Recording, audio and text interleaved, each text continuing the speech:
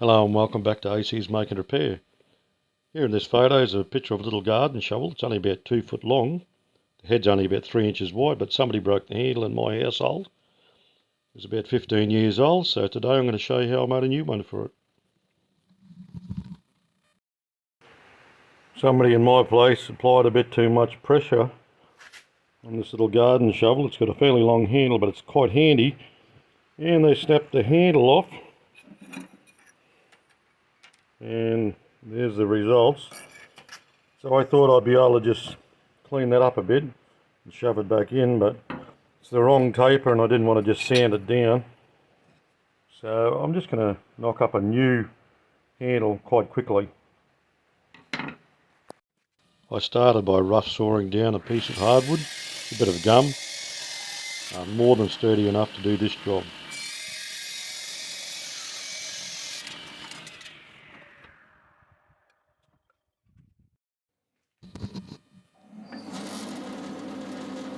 I then went to the bandsaw, cut across the end of it, from one end, with the drive on my lathe.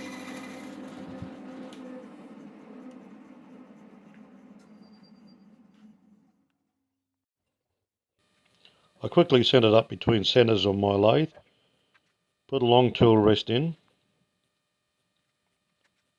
and set it up so I could start turning.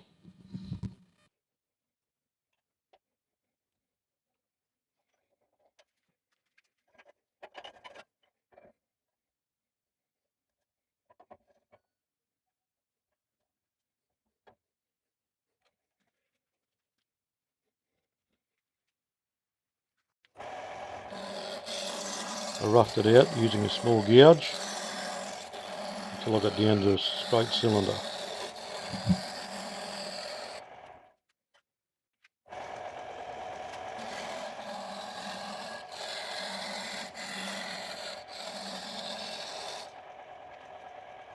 I then started using the skew to smooth down that cylinder and taper the handle down.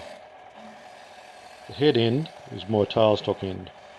I always do it that way you can test fit the head as you go along to make sure you get the correct taper. You can see I'm smoothing it out now with the skew. You can see my hand rests behind the skew, behind the handle. That acts as a steady and stops chatter. You can see it right here where I'm using my hand behind, and I keep my thumb on the skew, and it really reduces chatter and the spiral effect that you can sometimes get if you move your skew too fast too, and with chatter. So I skew it down to a nice smooth cylinder. I measure the length of how much I need in the head, then an inside diameter, so I can step it down at that point. Create a small step here using the skew. Then I go on to taper that part off until it fits neatly into the head of the shovel.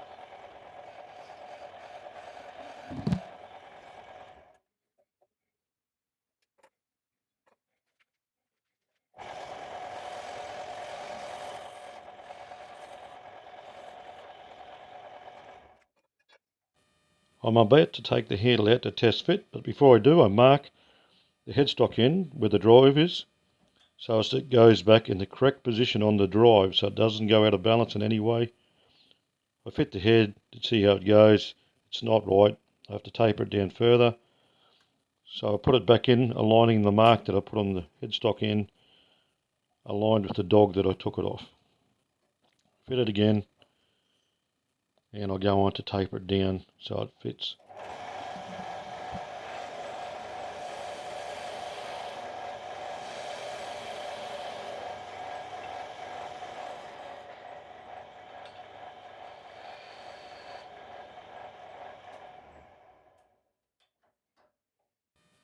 I go on to test fit again. I force the head on. You want a nice firm tight fit.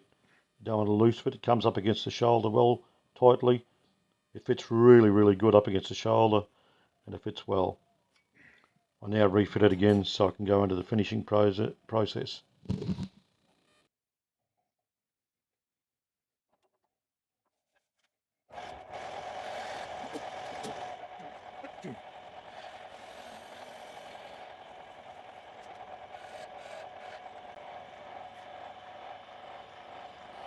I now go on to focus on the other end of the handle. I just V out a groove there at the end of the handle, mark a spot where it's going to finish and terminate. I cut it into probably about 3/4 of an inch, maybe a little bit narrower.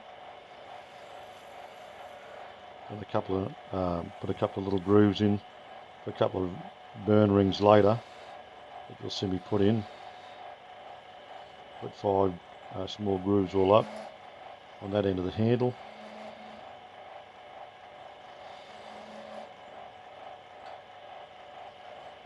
Turn it back just lightly.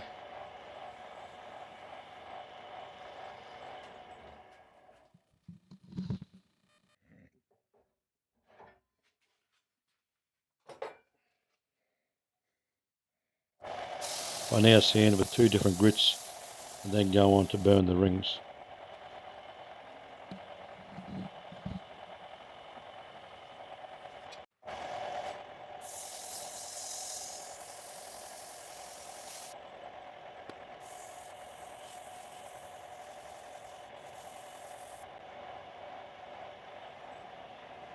Now that it's smooth, I apply some natural beeswax.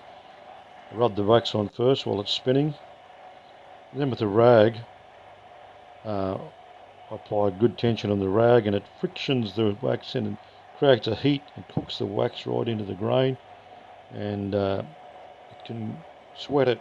It actually sort of sweats up as you apply it with the rag into the stock.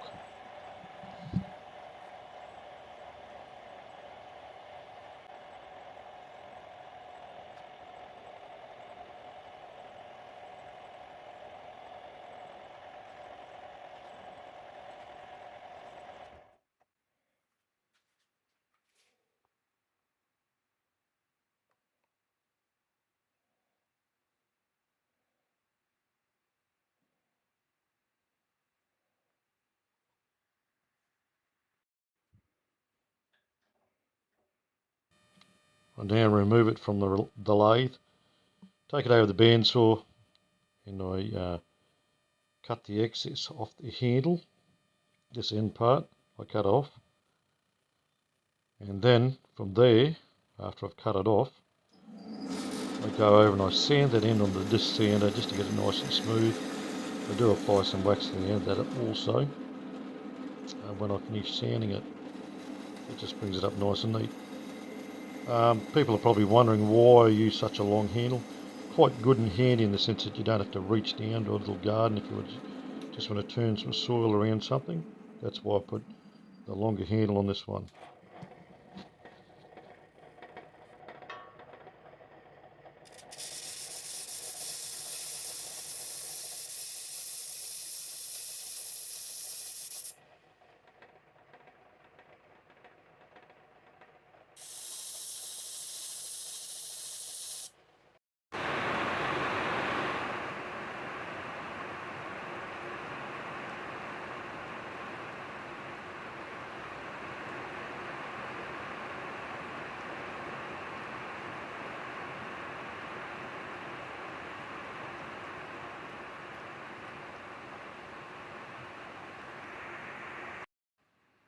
That was some nice rain.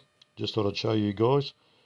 So I go on to fitting the handle now. I force it in up against the shoulder like I did before. Then I'll line the grain, so I make sure the grain, as I'll show you now, runs this way on the end of the handle at right angles to the head, that way. So when you're using it like that, it's got maximum strength. Then take a small drill in there's a little screw hole on the side of this head. It's probably not the best thing, but it's the only way to sort of fasten on really. Drill the hole, because it does weaken a little bit. But the last one lasted 15 years, so I was quite happy with that. Or thereabouts, might have been longer. And then I put the screw in.